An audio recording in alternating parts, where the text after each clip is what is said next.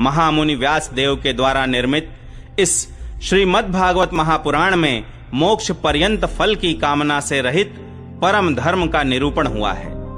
इसमें शुद्धांतःकरण सत्पुरुषों के जानने योग्य उस वास्तविक वस्तु परमात्मा का निरूपण हुआ है जो तीनों तापों का जड़ से नाश करने वाली और परम कल्याण देने वाली है। अब और किसी साधन या शास्त्र से क्या प्रयोजन?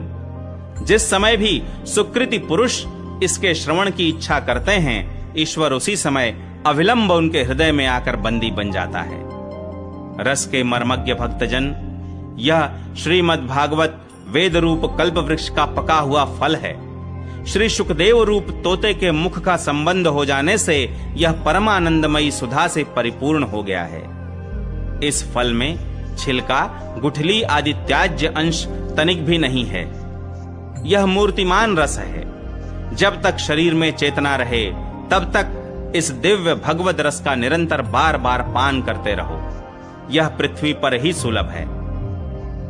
एक बार भगवान विष्णु एवं देवताओं के परम पुण्यमय क्षेत्र नैमिषारण्य में शौनकादि ऋषियों ने भगवत प्राप्ति की इच्छा से सहस्त्र वर्षों में पूरे होने वाले एक महान यज्ञ का अनुष्ठान किया। एक दिन उन लोगों ने प्रातः काल अग्निहोत्र आदि नित्य कृत्यों से निवृत्त होकर सूत जी का पूजन किया और उन्हें ऊंचे आसन पर बैठाकर बड़े आदर से यह प्रश्न किया। ऋषियों ने कहा, सूत जी, आप निष्पाप हैं। आपने समस्त इतिहास, पुराण और धर्म शास्त्रों का विधि पूर्वक अध्ययन किया है तथा उनकी भली भांति व्याख्या भी की है। वेद वेत्ताओं में श्रेष्ठ भगवान बादरायण ने एवं भगवान के सगुण निर्गुण रूप को जानने वाले दूसरे मुनियों ने जो कुछ जाना है, उन्हें जिन विषयों का ज्ञान है, वह सब आप वास्तविक रूप में जानते हैं। आपका हृदय बड़ा ही सरल और शुद्ध है। इसी से आप उनकी कृपा और अनुग्रह के पात्र हुए हैं। गुरुजन अपने प्रेमी शिष्य को गुप्त से गुप्त बात भी बता दिया करते हैं। आयुष्मान, आप कृपा करके यह बतलाइए कि उन सब शास्त्रों, पुराणों और गुरुजनों के उपदेशों में कलयुगी जीवों के परम कल्याण का सहज साधन आपने क्या निश्चय किया है?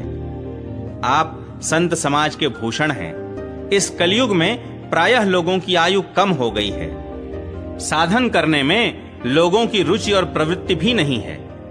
लोग आलसी हो गए हैं। उनका भाग्य तो मंद है ही, समझ भी थोड़ी है। इसके साथ ही वे नाना प्रकार की विघ्न बाधाओं से घिरे हुए भी रहते हैं। शास्त्र भी बहुत से हैं, परंतु उनमें एक निश्चित साधन का नहीं, अनेक प्रकार के कर्मों का वर्णन है। साथ ही वे इतने बड़े हैं कि उनका एक अंश सुनना भी कठिन है। आप परोपकारी हैं। अपनी बुद्धि से उनका सार निकालकर प्राणियों के परम कल्याण के लिए हम श्रद्धालुओं को सुनाइए, जिससे हमारे अंतःकरण की शुद्धि प्राप्त हो। प्यारे सूत जी, आपका कल्याण हो।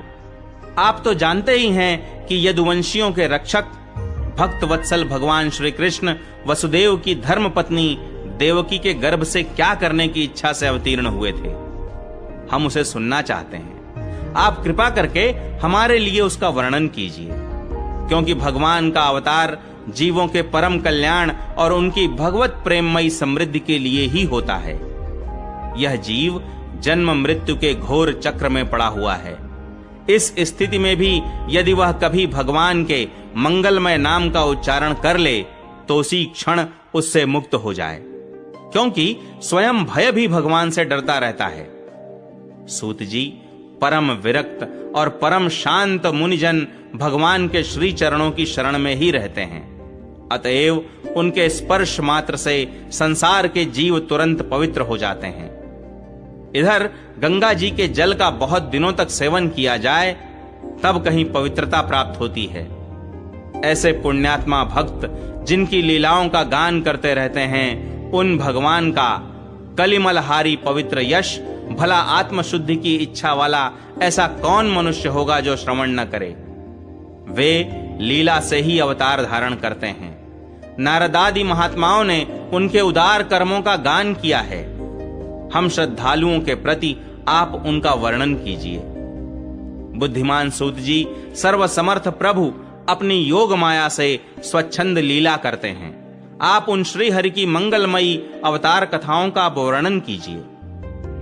पुण्य कीर्ति भगवान की लीला सुनने से हमें कभी भी तृप्ति नहीं हो सकती, क्योंकि रसज्ञ श्रोताओं को पद पद पर भगवान की लीलाओं में नए नए रस का अनुभव होता है। भगवान श्री कृष्ण अपने को छिपाए हुए थे। लोगों के सामने ऐसी चेष्टा करते थे मानो कोई मनुष्य हो, परंतु उन्होंने बलराम जी के साथ ऐसी लीलाएं भी की हैं, ऐसा पराक्रम भी प्रकट किया है जो मनुष्य नहीं कर सकते। कलयुग को आया जानकर इस वैष्णव क्षेत्र में हम दीर्घकालीन सत्र का संकल्प करके बैठे हैं। श्री हरि की कथा सुनने के लिए हमें अवकाश प्राप्त है। यह कलयुग अंतःकरण की पवित्रता और शक्ति का नाश करने वाला है। इससे पार पाना कठिन है।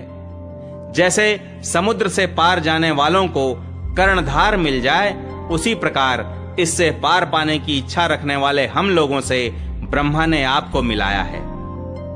धर्मरक्षक, ब्राह्मण भक्त, योगेश्वर भगवान श्री कृष्ण के अपने धाम में पधार जाने पर धर्म ने अब किसकी शरण ली है, यह बताइए। दूसरा अध्याय, भगवत कथा और भगवत भक्ति का महात्म्य। श्री व्यास जी कहते हैं, शौनकादि ब्रह्मवादी ऋषियों के यह प्रश्न सुनकर रोमहर्षण के पुत्र उग्र श्रवा को बड़ा ही आनंद हुआ। उन्होंने ऋषियों के इस मंगलमय प्रश्न का अभिनंदन करके कहना आरंभ किया। सूत जी ने कहा, जिस समय श्री सुखदेव जी का यज्ञोपवीत संस्कार भी नहीं हुआ था, सुतराम लौकिक वैदिक कर्मों के अनुष्ठान का अवसर भी नहीं आया था, उन्हें अकेले ही संन्यास लेने के उद्देश्य से जाते देखकर उनके पिता व्यास जी विरह से कातर होकर पुकारने लगे, बेटा बेटा। उस समय तन्मय होने के कारण श्री सुखदेव जी की ओर से वृक्षों ने उत्तर दिया। ऐसे सबके हृदय में विराजमान श्री सुखदेव मुनि को मैं नमस्कार करता हूं। यह श्रीमद् भागवत अत्यंत गोपनीय रहस्यात्मक पुराण है। यह भगवत स्वरूप का अनुभव कराने वाला और समस्त वेदों का सार है। संसार में फंसे हुए जो लोग इस घोर अज्ञानांधकार से पार जाना चाहते हैं, उनके लिए आध्यात्मिक तत्वों को प्रकाशित कराने वाला यह एक अद्वितीय दीपक है। वास्तव में उन्हीं पर करुणा करके बड़े बड़े मुनियों के आचार्य श्री सुखदेव जी ने इसका वर्णन किया है। मैं उनकी शरण ग्रहण करता हूं। मनुष्यों में सर्वश्रेष्ठ भगवान के अवतार नर नारायण ऋषियों को, सरस्वती देवी को और श्री व्यास देव जी को नमस्कार करके तब संसार और अंतःकरण के समस्त विकारों पर विजय प्राप्त कराने वाले इस श्रीमद् भागवत महापुराण का पाठ करना चाहिए। ऋषियों, आपने संपूर्ण विश्व के कल्याण के लिए यह बहुत सुंदर प्रश्न किया है, क्योंकि यह प्रश्न श्री कृष्ण के संबंध में है और इससे भली भांति आत्मशुद्धि हो जाती है। मनुष्यों के लिए सर्वश्रेष्ठ धर्म वही है जिससे भगवान श्री कृष्ण में भक्ति हो।